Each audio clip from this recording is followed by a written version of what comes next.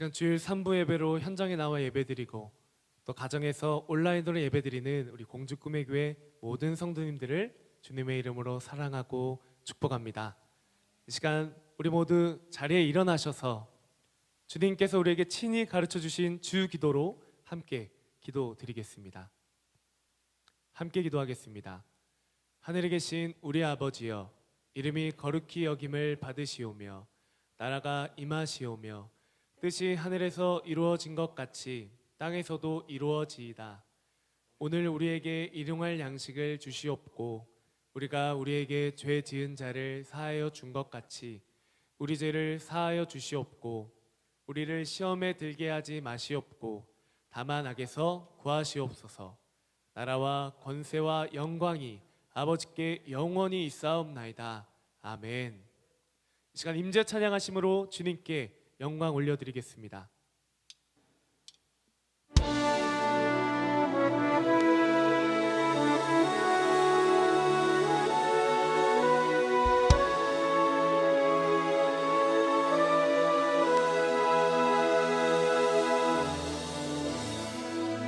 하늘의 문을 여소서, 이곳을 주목하소서. 주를 향한 노래가 꺼지지 않으니 우리 찬양 받으소서. 이곳에 임재하소서. 주님을 위하입니다. 기도의 향기가 하늘에 닿으니 주여 응답하여 주소서. 이곳에 오셔서 우리를 받으소서. 이곳에서 드리는 예배를 받으소서. 주님의 이름만이 오직 주의 이름만 이곳에 있습니다. 이곳에 오셔서 우리를 받으소서. 이곳에서 드리는 예배를 받으소서. 주님의 이름만이 오직 주의 이름만 이곳에 있습니다.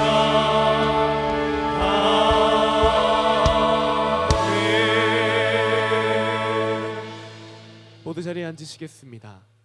이 시간 예배를 위해 기도드리겠습니다.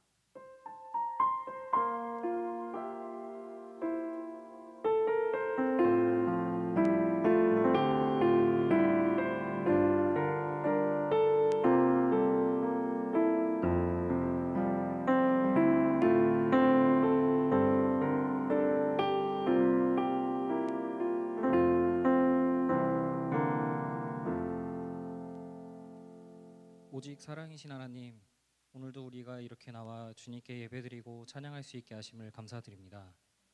오늘 이 예배는 코로나 바이러스가 터진 후 처음으로 드려지는 현장 예배입니다. 우리가 이 자리 가운데 예배를 드림에 제한이 있지만 이로 인해 이전에는 알지 못하였던 예배 안에서의 자유함이 얼마나 감사했던 것인지 가슴 깊이 깨닫게 됩니다.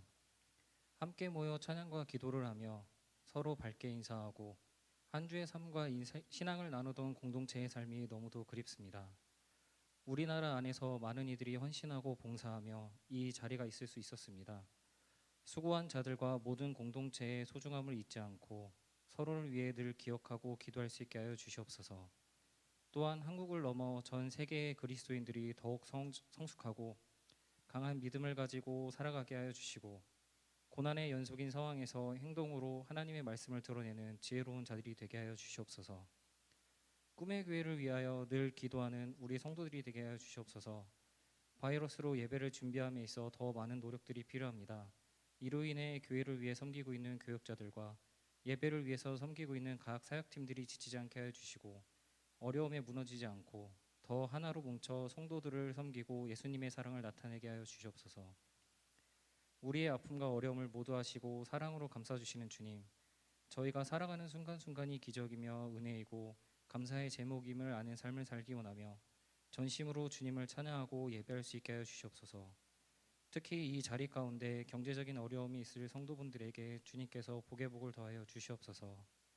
말씀을 전하시는 목사님의 영육간의 강건함을 더해 주시고 지치지 않는 힘을 주시어 오늘 전하시는 말씀이 마음에 깊숙하게 박혀 저희들의 삶이 매일 새롭게 되길 기도합니다. 이 모든 말씀 오직 사랑의 지표 되신 예수 그리스도 이름으로 기도합니다. 아멘.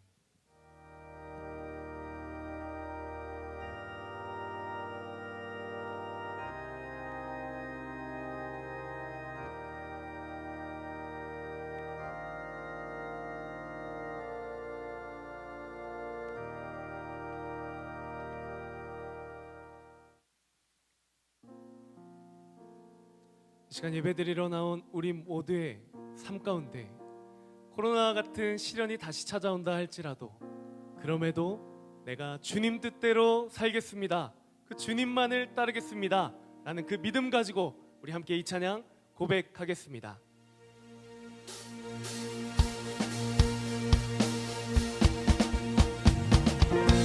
이 시간 모두 괜찮으시다면 자리에서 일어나셔서 우리의 믿음을 주님께 고백하며 나아갑니다. 주님 뜻대로, 주님 뜻대로 살기로 했네. 주님 뜻대로 살기로 했네. 주님 뜻대로 살기로 했네. 뒤돌아서지 않겠네. 이 세상 사람, 이 세상 사람 날 몰라줘도, 이 세상 사람 날 몰라줘도, 이 세상 사람 날 몰라줘도 뒤돌아서지 않겠네. 뒤돌아서지 않겠네. 우리 한 번 더 결단합니다. 뒤돌아서지 않겠네. 뒤돌아서지 않겠네. 어떠한 시련이 와도 수많은 유혹 속에도 신실하신 주님 약속 나 붙들리라. 세상이 이해 못하고 우리를 조롱하여도 신실하신 주님 약속 나 붙들리라. 결코 돌아서지 않으리. 할렐루야. 세상 등지고 세상 등지고 십자가 보내. 세상 등지고 십자가 보내. 세상 등지고 십자가 보내. 뒤돌아서지 않겠네. 뒤돌아서지 않겠네. 주님, 내가 뒤돌아서지 않겠습니다. 뒤돌아서지 않겠네. 어떠한 시련이 와도, 어떠한 시련이 와도 수많은 유혹 속에도 신실하신 주님 약속 나 붙들리라. 세상이 이해 못하고 우리를 조롱하여도 신실하신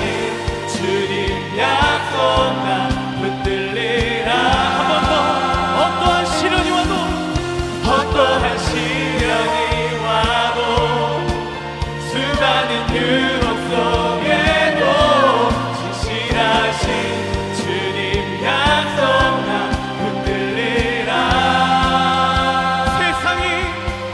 세상이 이해 못하고 우리를 조롱하여도 진실하신 주님 약속 나 붙들리라. 결코 돌아서지 않으리. 아멘. 어떠한 시련이 와도 주님만을 따르겠습니다. 그 주의 이름을 찬양합니다. 할렐루야.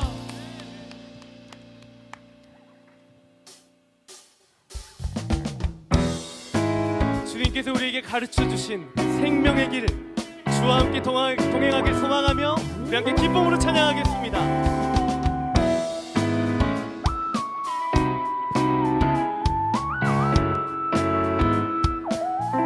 주와 같이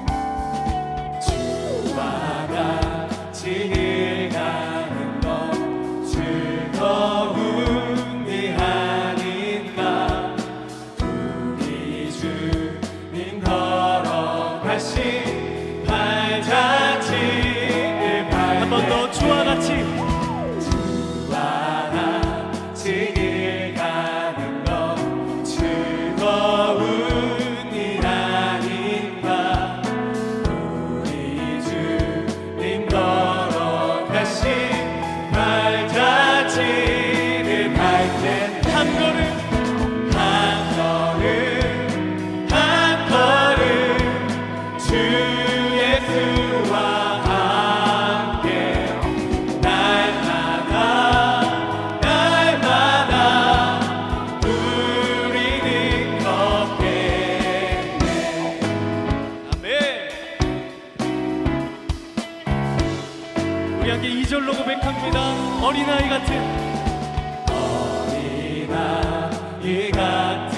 우리 미련하고 약하나 주의 손에 이끌리어 생명길로 가게. 한 걸음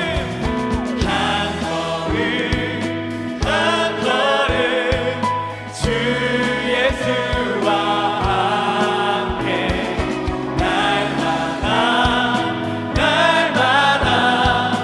우리는 한 번 더 한 걸음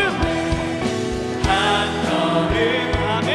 한 걸음 주 예수와 함께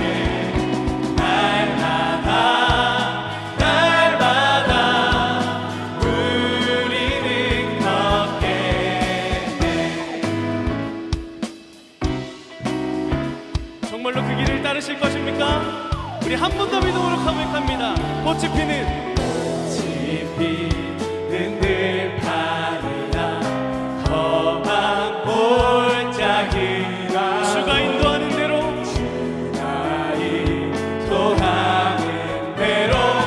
주와 같이 가겠네. 한 걸음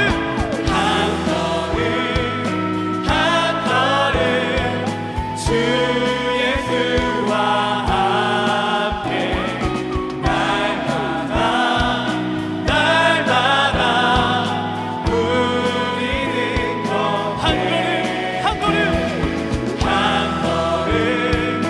한 걸음 주 예수와 함께 날마다 우리는 걷겠네.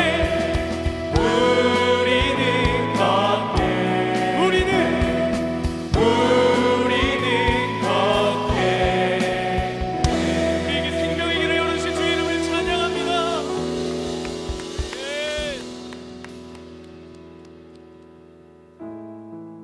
자리에 앉으셔도 좋습니다.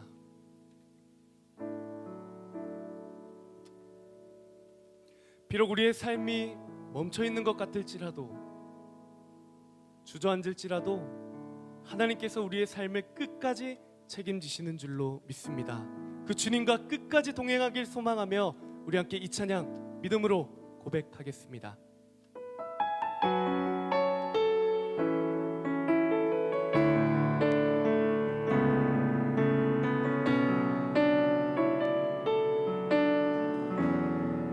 나 주님을 신뢰합니다. 나 주님을 신뢰합니다.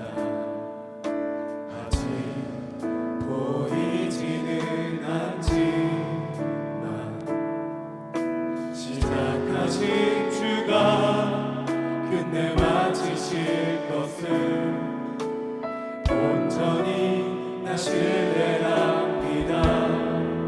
나 주님을 주님을 신뢰합니다. 아직 이해할 순 없지만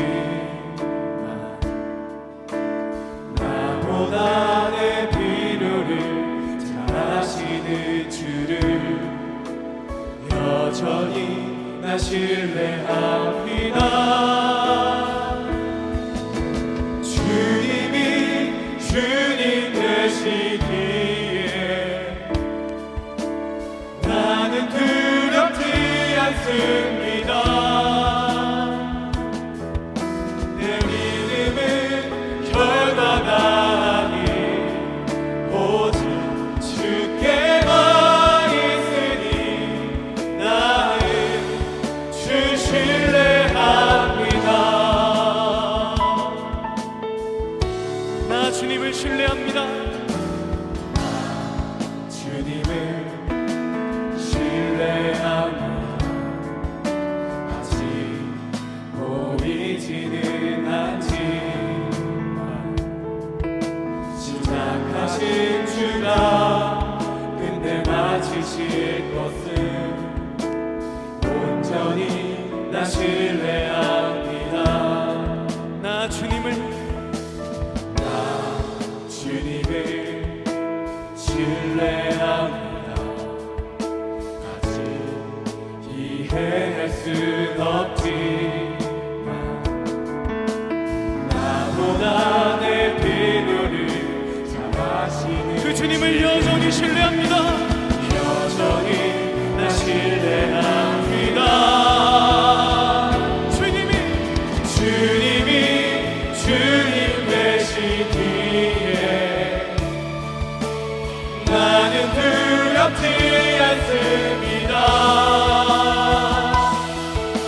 내 믿음은 결과가 아닌 오직 주께만 있으니 나는 주 신뢰해. 주님이 주님 되시기에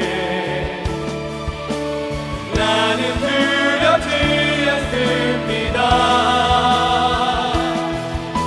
내 믿음은 결과가 아닌 오직 주께만 있으니 나는 주 우리는 생명의 길을 내어주신 주님 찬양합니다. 나의 길 길 오직 그가 하시다니 나를 달려다신 후에 다 정끝까지 나오니 우리 한 번 더 전심으로 나의 길 오직 그가 하시다니 나를 달려다신 후에 내가 정끝까지 나오니 우리 시간 믿음의 손을 들고 나의 길 길 오직 그가 하시다니 나를 달려다신 후에 내가 정끝까지 나오니 이 시간 우리에게 주실 말씀 기대하며 합심으로 기도합니다. 길 오직 그가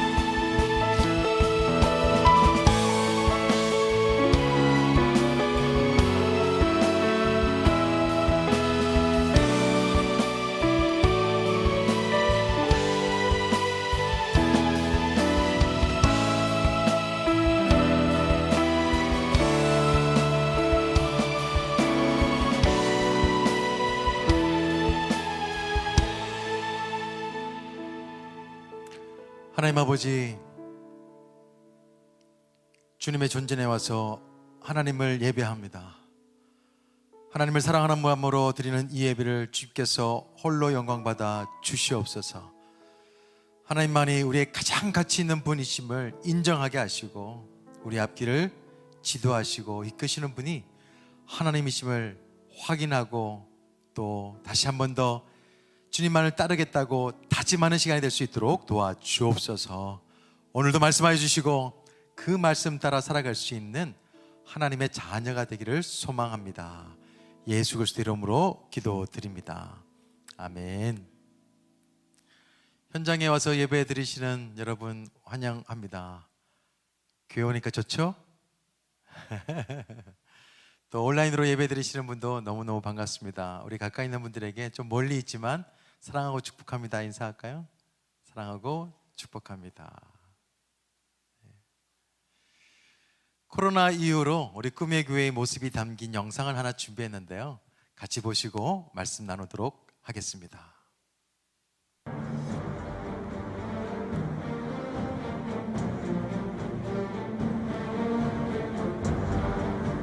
코로나19가 주일 예배 중단이라는 초유의 사태를 불러왔습니다. 57.5%가 예배를 중단하거나 정부의 운영 중단 권고에도 현장 예배를 진행한 교회 대회. 모든 비용에 대해 부상권을 청구할 것입니다. 교회와 성당은 예배를 취소하는 주일 예배 중단이 이어지고 있습니다.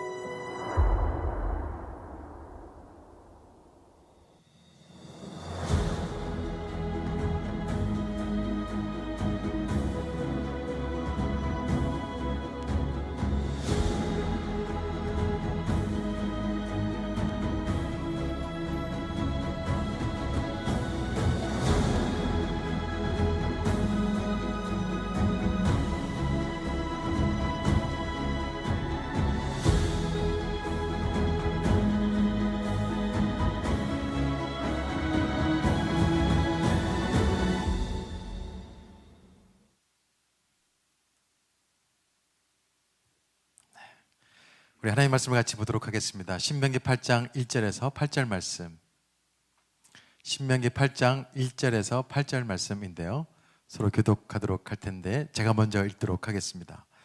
내가 오늘 명하는 모든 명령을 너희는 지켜 행하라. 그리하면 너희가 살고 번성하고 여호와께서 너희의 조상들에게 맹세하신 땅에 들어가서 그들을 차지하리라. 내 하나님 여호와께서 이 40년 동안에 내게 광야 길을 걷게 하신 것을 기억하라. 이는 너를 낮추시며 너를 시험하사 내 마음이 어떠한지 그 명령을 지키는지 지키지 않는지 알려 하심이라. 너를 낮추시며 너를 줄이게 하시며 또 너도 알지 못하며 내 조상들도 알지 못하던 만나를 내게 먹이신 것은 사람이 떡으로만 사는 것이 아니요 여호와의 입에서 나오는 모든 말씀으로 사는 줄을 내가 알게 하려 하심이니라.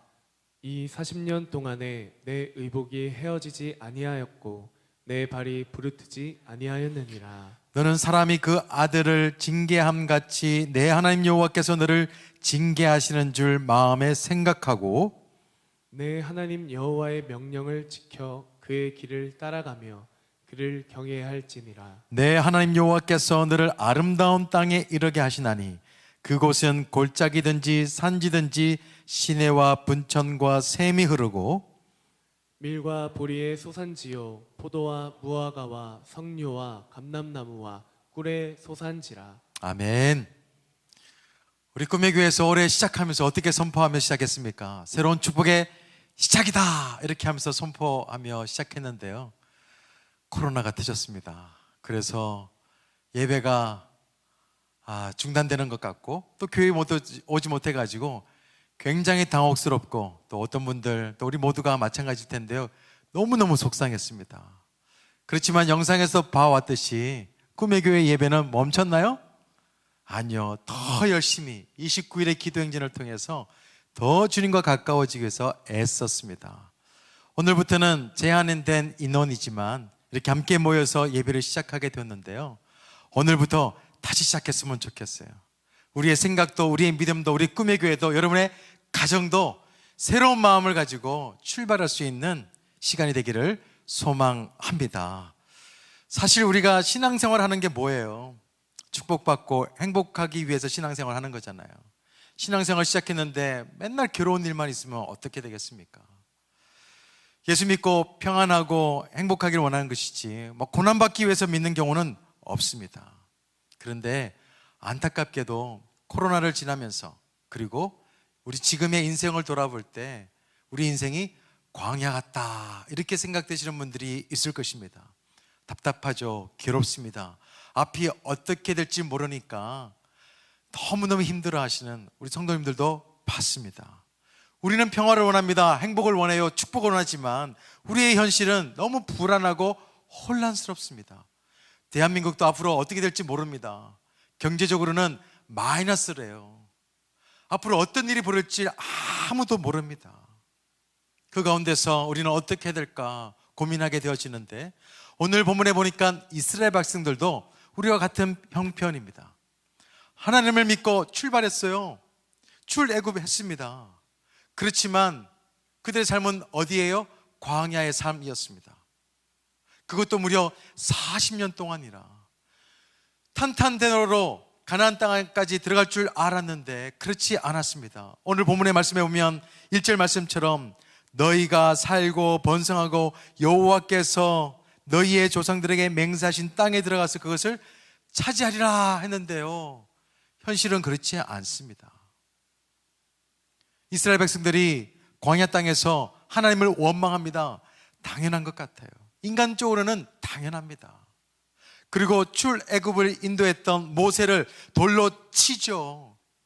협박을 합니다. 인간적으로는 이해가 돼요. 여러분도 한번 생각해 보세요.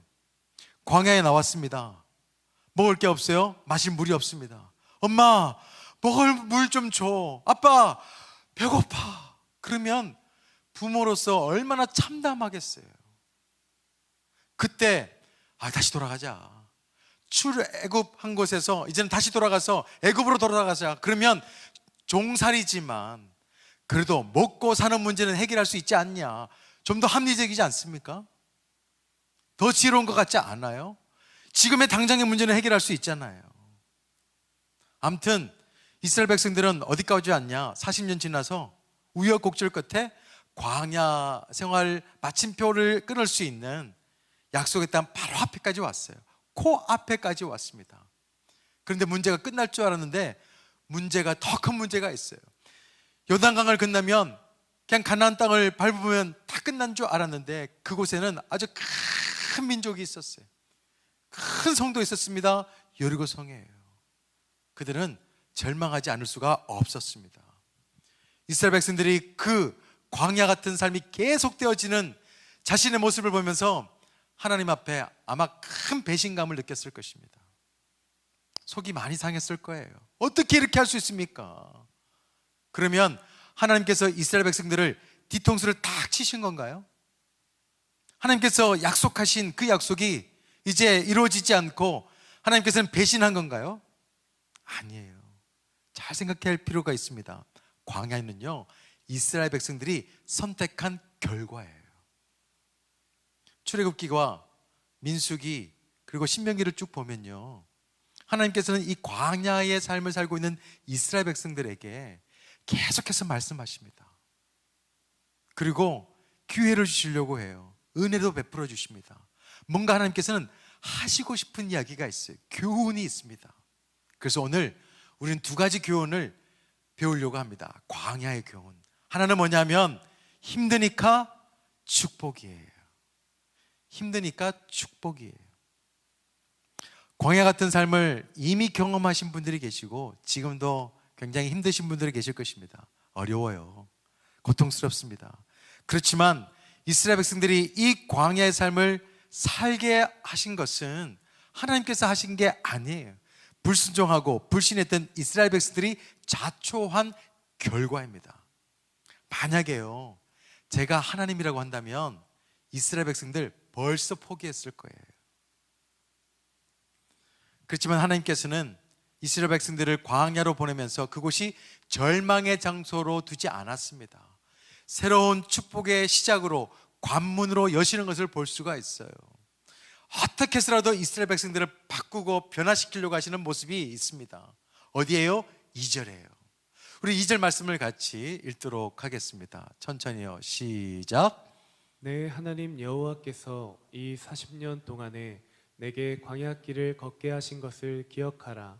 이는 너를 낮추시며 너를 시험하사 내 마음이 어떠한지 그 명령을 지키는지 지키지 않는지 알려 하심이라. 시험하사라는 말이 있는데요, 유혹의 시험이 아니에요. 하나님께서는 이 시험을 통해서 이스라엘 백성들을 뭔가 깨우치려고 하십니다. 테스트하시는 거예요.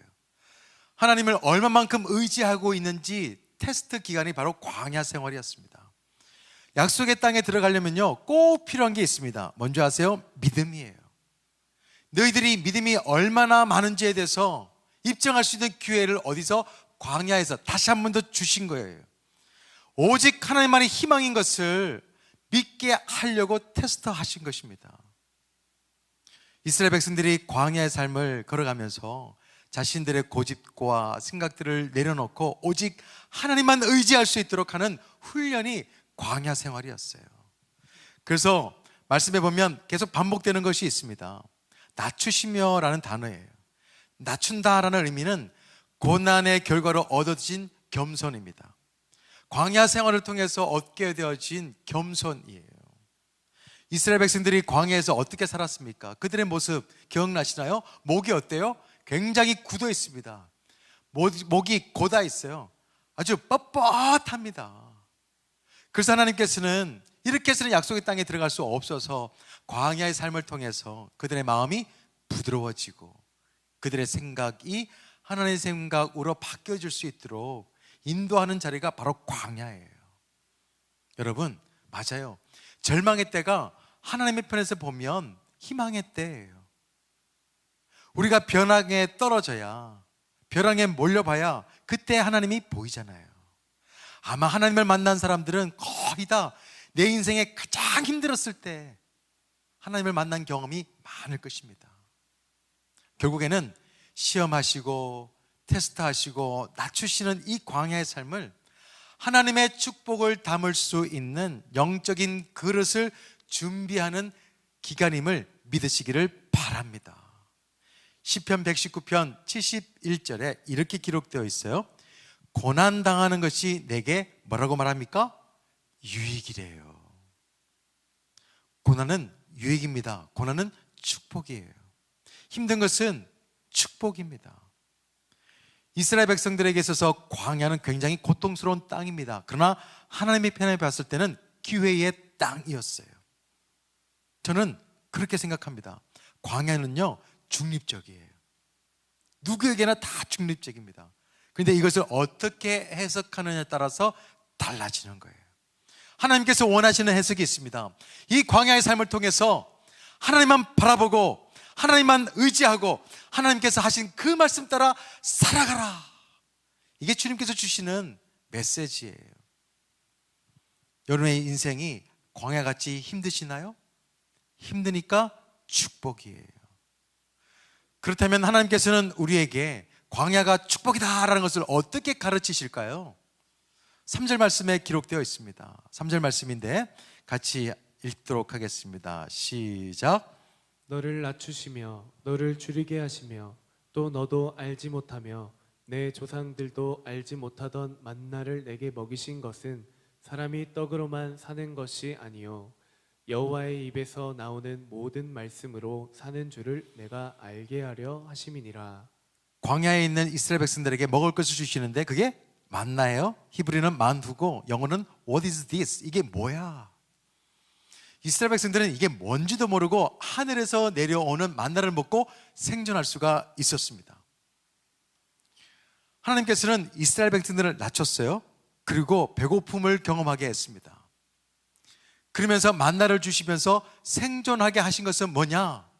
너희들이 광야의 삶 속에서 살아갈 수 있는 유일한 희망은 하나님이다. 하나님이 없이는 죽을 수밖에 없다라는 것을 알려주는 말씀이에요. 이스라엘 백성들은 광야에서 하나님을 따르지 않고서는 생존할 수가 없습니다. 그래서 이 광야는 학교예요. 광야학교, 성경학교입니다. 정말 힘든 광야의 삶은 우리가 이 위대한 영적인 진리를 재발견할 수 있도록 하는 하나님의 기회예요. 지금 여러분의 삶에 태풍이 불어오고 풍랑이 이는 그런 삶이라 할지라도 낙심하지 마시고 이 광야 학교를 잘 버텨내고 배우시고 교훈을 얻으시기를 바랍니다. 이스라엘 백성들처럼 광야에서 하나님을 원망하고 불평하고 불신할 것이 아니라 이 축복의 광야를 잘 통과할 수 있는 믿음의 사람들이 저와 여러분이 되기를 소망합니다. 하나님께서 낮추시고 또 테스트하시는 이유가 있어요. 그 결론의 말씀이 16절 말씀입니다. 내 조상들도 알지 못하던 만나를 광야에서 내게 먹이셨나니 이는 다 너를 낮추시며 너를 시험하사 마침내 내게 뭘 줘요? 복을 주시려고요. 사실을 믿는 게 믿음이라고 했습니다. 사실을 믿으면 그 믿음이 현실이 돼요. 하나님께서 우리에게 주신 이 고난이, 이 힘듦이 축복이다라고 하는 이 사실을 믿으면 그 사실이 현실이 된다는 거. 지난주의 말씀 꼭 기억하시기를 바랍니다. 십자가를 한번 생각해 보세요. 십자가의 고난이 있었으니까 부활의 축복이 있는 것입니다. 고난이 축복이에요. 지금 인생의 광야를 걷고 있습니까? 너무 힘드세요? 힘드니까 축복입니다. 성공의 신부인 리처드 로우는 책 한 권을 썼는데요. 이 책 이름이 특이하고 굉장히 역설적입니다. 위쪽으로 떨어지다. 원래 떨어지면 어디로 떨어져요? 아래쪽으로 떨어지는 거예요. 그런데 위쪽으로 떨어질 수 있을까? 떨어질 수 있어요. 이 제목을 묵상해보면 이런 생각이 들었습니다. 우리는 떨어져도 하늘로 떨어지는 존재다. 우리가 시련을 받고 정말 힘든 삶을 살아가고 너무너무 어려워도요, 지옥으로 떨어지기는 틀린 인생이 바로 저와 여러분의 인생임을 믿으시기를 바랍니다. 왠지 아세요? 우리가 예수 그리스도를 믿는 순간 우리는 하늘로 떨어지는 복된 인생이 되었거든요. 광야의 삶이 세상의 관점을 보면 고통으로 떨어져요. 고난으로 떨어집니다. 그렇지만 하나님의 관점을 보면 축복으로 떨어지는 거예요. 하나님과 더 가까워질 수가 있습니다. 하나님을 다시 만날 수 있는 기회가 되어지는 거예요. 하나님께서 내 인생을 맡길 수 있는 기회가 됩니다. 세상에 볼 때 이제 우리 앞으로 더 섬김의 기회가 있을 텐데 낮아져서 섬기잖아요. 세상 사람들이 보면요, 어떻게 그렇게 할 수 있냐, 땅으로 떨어지는 것 같은 느낌일 거예요. 그렇지만 하나님의 관점을 보면 하나님께서 인정하시는 영광의 자리로 떨어지는 것을 우리는 아셔야 됩니다. 그래서 우리는 사역하면서 삶을 살면서 힘들어도 그게 뭐예요? 축복이에요. 성경에서 보면 위쪽으로 떨어진 예가 굉장히 많습니다. 대표적인 사람들도 많아요. 그 중에 한 명이 욥입니다. 그는 도저히 이해할 수 없는 고난을 당합니다. 상상할 수 없는 고난을 당해요. 그렇지만 오히려 더 절박한 마음으로 하나님께 매달리는 것을 볼 수가 있죠. 하지만 그도 사람이었어요. 너무 힘드니까 분노도 일어났습니다. 자신의 아내와 친구들이 계속해서 조롱하고 저주하니까 화가 치밀고 분노했어요. 그럼에도 불구하고 끝까지 인내합니다. 그렇게 할 수 있던 이유가 있어요. 이 고난을 영적인 관점으로 재해석했기 때문이에요. 고난은 선물이다 라고 하는 책 보면 이런 이야기가 있습니다. 14번 두드려 맞으면 14K가 되고 18번 두들겨 맞으면 18K가 되고 24번 두들려 맞으면 순금이 됩니다. 고난은 정금이 되는 지름길입니다. 고난이 심해서 너무 힘드신 분들이 계시나요? 여러분은 광야 학교에 오신 거예요. 14K, 18K 인생이 아니라 순금과 같은, 정금과 같은 정말 너무너무 고귀한 인생으로 만들어주시기 위해서 강도 높은 훈련을 하고 있다, 이렇게 생각하시기를 바라요. 욥기서 23장 10절 말씀에 우리가 부르는 찬양의 가사가 들어있습니다. 그러나 내가 가는 길을 그가 아시나니 그가 나를 단련하신 후에는 내가 순금같이 되어 나오리라.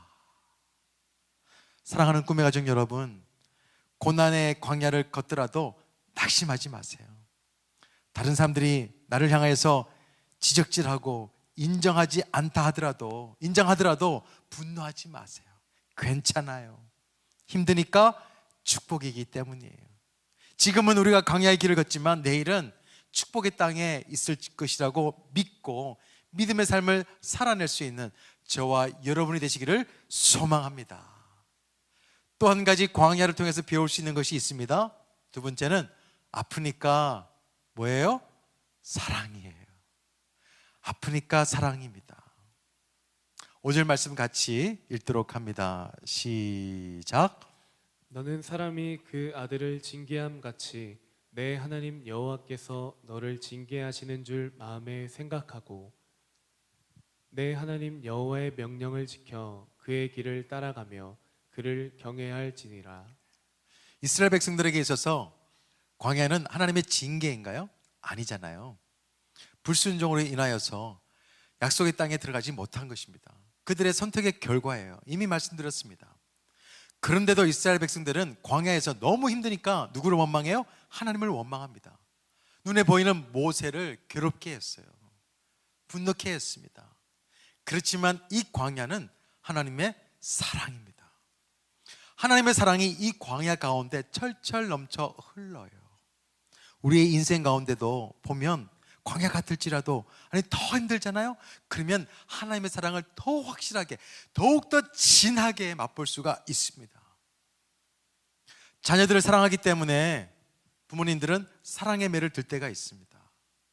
광야는 하나님의 사랑을 깨달을 수 있도록 하는 기회예요. 사막하고 광야는 달라요. 사막은 비가 오지를 않습니다. 비가 오더라도 모래 속으로 금방 스며듭니다. 그래서 식물이 생존할 수가 없어요. 반면에 광야는요, 우기가 좀 짧지만 있습니다. 그래서 비가 내리면 식물이 자라요.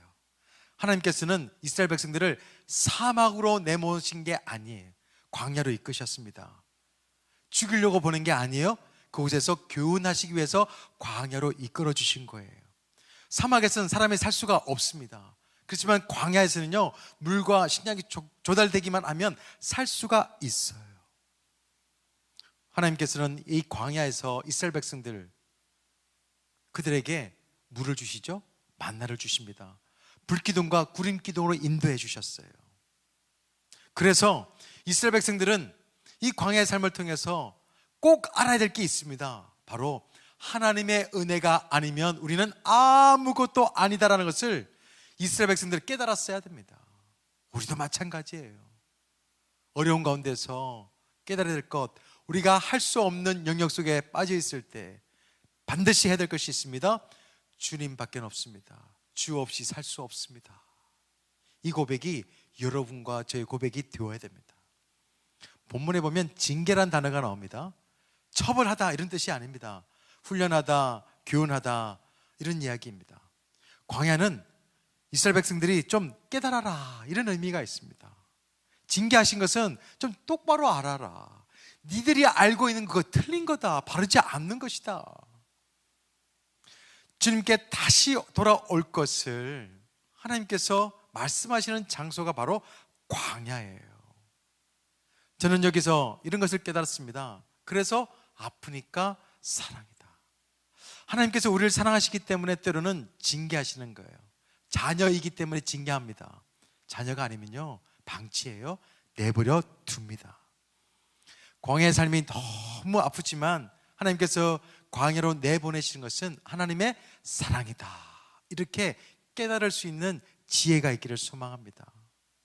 아마 지금 여러분의 자신이 힘들다 이렇게 생각하시면 아프니까 사랑이다 이렇게 재해석하시기를 바라요. 히브리서 기자는 이 징계의 유익에 대해서 이렇게 평가하고 있는데 천천히 같이 읽도록 합니다. 10절과 11절 말씀입니다. 시작. 그들은 잠시 자기의 뜻대로 우리를 징계하였거니와 오직 하나님은 우리의 유익을 위하여 그의 거룩하심에 참여하게 하시느니라.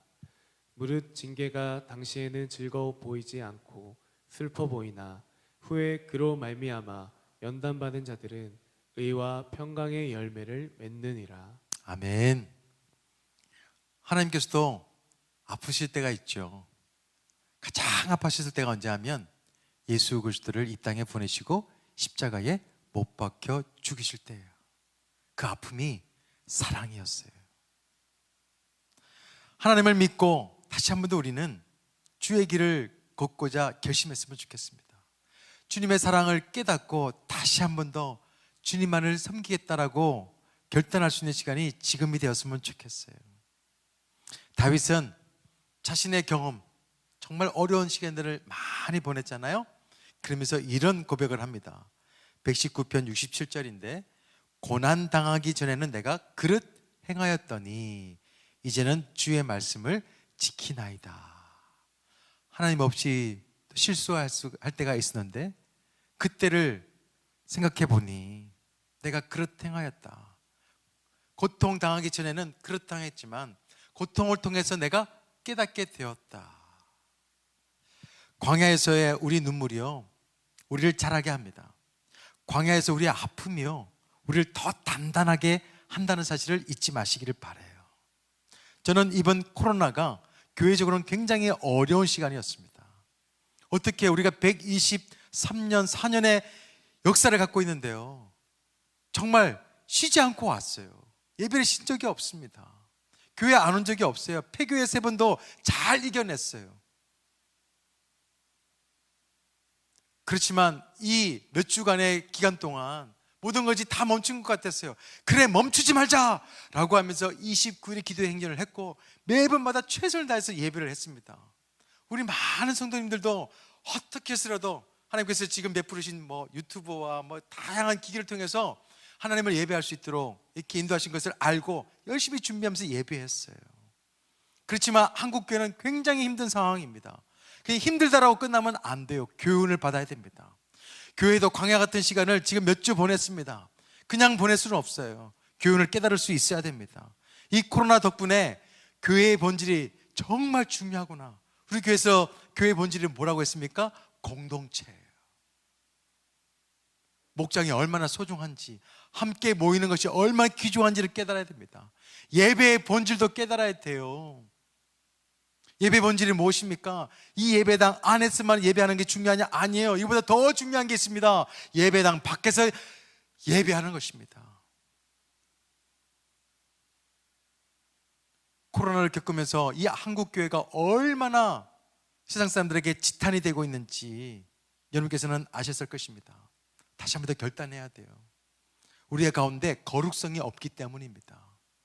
여러분의 거룩함이 계속해서 드러나면요, 사람들이 함부로 대할 수가 없습니다.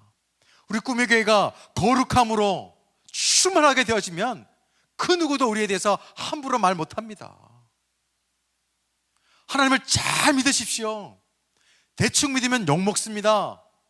하나님을 잘 믿으면 함부로 대하지 못해요. 영적인 존재이기 때문에 그렇습니다. 하나님의 사랑을 충만하고 하나님의 은혜로 충만하게 되어지면 우리 함부로 대하지 못해요. 그게 영적인 거룩함입니다. 지난주 금요일 기도회 때 이렇게 말씀드렸어요. 하나님께서 보시기에 완벽한 게 뭐냐? 하나님과 내가 멀어지는 것, 그것을 가장 두려워하는 것, 유일한 두려움으로 드는 것이 바로 완벽함이다, 완전함이다. 코로나 이 사태를 통해서 우리 꿈의 교회 모든 성도들이 완전함의 신앙을 소유했으면 좋겠습니다. 다시 한 번 더, 주님밖에 없습니다. 주님만 더욱더 사랑합니다 라고 고백하는 우리 모두가 되기를 소망합니다. 말씀을 맺겠습니다. 스캇솔즈라는 분이 이런 책을 썼어요. 선에 갇힌 인간, 선 밖의 예수. 지금 한국 사회 말하지 않아도 다 아실 것입니다. 이분법적 사고를 가지고 서로가 대립하고 있습니다. 남자, 여자가 대립하고 있고, 보수가 진보와 대립하고 있고, 성평등, 양성평등으로 대립하고 있어요. 갈등이 심화되고 있습니다. 그런데 우리는 깨달아야 됩니다. 예수 그리스도는 선 안에 있는 분이 아니에요. 선 바깥에 있는 분이십니다. 여러분의 생각 안에 있는 분이 아니에요. 여러분의 생각 바깥에 있는 분이세요. 여러분이 선 그어오는 그 영역 바깥에 계시고 그 위에 계신 분이 바로 예수 그리스도세요. 신앙생활이 뭔지 아십니까? 내가 정해놓은 선을 넘어서 하나님께서 정해놓으신 선과 기준 따라 살아가는 것이 바로 신앙생활입니다. 그래서 우리가 정해놓은 경험과 판단과 생각의 선에 갖추어져서 그 안에서 머물러서는 안 돼요. 그 밖에 계시는 예수 그리스도를 믿고 그 말씀 따라 순종하는 것이 진짜 신앙입니다. 여러분, 사람은 죽음의 선까지 그것이 끝이에요. 근데 예수님은 선 밖에 계시는 분이세요. 부활하신 분이세요. 인간은 그냥 일생 가운데 그게 끝이에요. 근데 예수 그리스도는 그 일생을 넘어서 영생을 주시는 분이세요. 우리가 예수 그리스도를 믿기 때문에 절대로 땅에 들어지지 않습니다. 지옥으로 떨어지지 않아요. 하나님께서 선 밖에 계시기 때문에, 영생에서 부활의 축복을 가지고 있기 때문에 우리는 우리의 생각 가운데 머물러 있지 아니하고 하나님의 선, 하나님께서 기준 만드신 그 기준 말씀 따라 살아가면 우리는 영원한 생명과 부활의 축복을 누리며 살아갈 줄로 믿습니다. 우리 꿈의 교회요, 올해 선 넘기로 작정했잖아요. 담장을 넘은 축복의 삶을 살기로 작정했잖아요. 이 코로나를 통해서 멈춰 있나요? 다시 시작합시다. 다시 이 담장을 넘었으면 좋겠어요. 우리 가정, 우리 교회, 이 안의 영역만이 아니라 이제는 그 담을 넘어서 목장으로, 교회로, 여러분의 지역사회로, 이 대한민국으로 여러분의 삶을 통해서, 우리 꿈의 교회를 통해서 더 많은 사람들이 하나님의 영향력권에 안에 있고 하나님을 잘 믿고 하나님의 축복을 경험할 수 있도록 여러분이 쓰임받을 수 있는 위대한 하나님 나라의 믿음의 상속자가 되시기를 예수 그리스도 이름으로 축원드립니다. 두 가지 말씀을 나눴습니다. 힘드니까 뭐예요? 축복이에요. 아프니까 사랑이에요. 선 밖에 계시는 하나님께서 하시는 그 말씀을 다시 한 번 더 재발견했으면 좋겠습니다. 우리가 가장 힘들 때 다가와 주셔서 아들이라고 딸이라고 품어주시는 그 하나님의 사랑을 재해석해야 됩니다. 다시 주님께서 우리에게 주신 기준 따라 살고 말씀 따라 살아갈 수 있는 하나님의 자녀가 되시기를 예수 그리스도 이름으로 축원드립니다. 기도하겠습니다. 하나님 아버지, 광야 같은 인생을 살더라도 오늘 말씀을 보면서 다시 한 번 더 우리의 인생을 재해석하고 재발견할 수 있도록 도와주옵소서. 힘드니까 축복이다, 아프니까 사랑이다. 늘 언제나 우리와 함께 하시는 그 예수 그리스도께서 가르치는 그 말씀의 기준 따라 살아가는 우리가 되기를 소망하며 예수 그리스도 이름으로 기도드립니다. 아멘. 교회 소식을 안내해 드리도록 하겠습니다. 주일 예배는 이제 현장 예배와 온라인 예배로 드리게 되어지는데요. 이번 주에 현장의 예배로 오시기 위해서 다들 온라인으로 신청했을 텐데요. 다음 주도 마찬가지입니다. 온라인으로 신청해 주시고요. 혹여나 온라인으로 신청하지 못하시는 분들은 목자나 사무실로 말씀해 주시면 신청해 드리도록 하겠습니다. 그리고 예배에 대해서 몇 가지 안내해 드리면요. 새벽 예배 언제부터 시작됩니까? 이렇게 하시는 분들이 계시는데요. 현장 예배 내일부터 시작합니다. 비전센터에 오시면 안내해 드릴 텐데요. 5시에 오시면 문을 열고 환영하도록 하겠습니다. 새벽 예배도 깨우시고요. 수요 생수 예배는 다시 한 번 더 우리가 현장 예배 시작하려고 합니다. 수요 예배 오세요. 그리고 자리를 지켜주시고 생수 예배 때 흐르는 하나님의 사랑과 은혜를 맛보시기를 바랍니다. 온라인 예배도 함께 하고요. 금요 기도는 온라인으로 드리도록 하겠습니다. 현장에 오실 때마다 참석 에티켓이 있는데요. 적어도 1m 이상은 좀 떨어져 주시고요. 여러분께서 예배 드리고 나가실 때도 좀 이렇게 이 안에서 머무르지 마시고 좀 나가셔서 1m씩 이렇게 거리를 두시고 인사도 좀 이렇게 거리를 두시고 눈 인사로 이렇게 해주시면 감사하겠습니다. 양육 훈련 추가 신청 받고 있으니까 아직 신청하지 않으신 분들은 함께 해주시면 감사하겠고요. 목장 모임 언제 하십니까? 이렇게 말씀하시는 분들이 계시는데 목장은요, 자녀들이 계약하는, 현장 계약하는 그때부터 하려고 합니다. 그럼에도 불구하고 우리 목원들이요 다 목장 모임을 하고 싶어 합니다 라고 하시는 목자님께서는 사무실로 신청해 주시면 방역과 소독된 방을 드릴게요. 주일도 할 수 있으니까 1m 이상씩 떨어져서 함께 목장 모임 할 수 있으니까 여러분께서 신청해 주시면 되겠습니다. 29일에 기도행정 코인 준비되어 있는데요. 여러분께서 예배하시고 성경 일독하신 분들은 찾아가 주시고 혹시 온라인으로 출석 체크하지 못하신 분들 가운데서도 신청하시면 받을 수 있으니까 말씀해 주시기를 바랍니다. 생명의 삶 5호로 나왔으니까 구입하시고 정기 구독자들은 또 우편이나 발송 이렇게 해주시니까 받으시면 되고요. 오늘은 착한 헌금 드리는 날입니다. 우리 교회가 더 많은 사람들에게 영향력을 끼칠 수 있도록 함께 해주시면 되겠습니다. 유튜브 보시는 분들은 꼭 공주 꿈의 교회 구독을 눌러주셔서 또 빠른 꿈의 교회 소식을 받아보시고 유익한 소식들을 함께 또 받아보시면 좋겠습니다. 그리고 우리가 영상 예배를 드리기 위해서 이번에 시스템을 다 바꿨습니다. 미래에 준비된 교회가 되고자 준비를 했는데요. 시스템 구축 비용이 무려 5천만 원 이상 들어가고요. 앞으로도 천여만 원 더 많이 필요하게 되어지는데 혹시나 미래를 준비하는 데 있어서 마음에 감동이 있는 분들은 또 후원하시고 또 헌금도 해주시고 또 열심히 수고하시는 찬양팀과 또 방송팀들 격려도 이렇게 해주시고 기도해 주시면 감사하겠습니다. 우리 다 같이 일어나셔서 우리 2장 찬양 부르고 예배 마치도록 하겠습니다.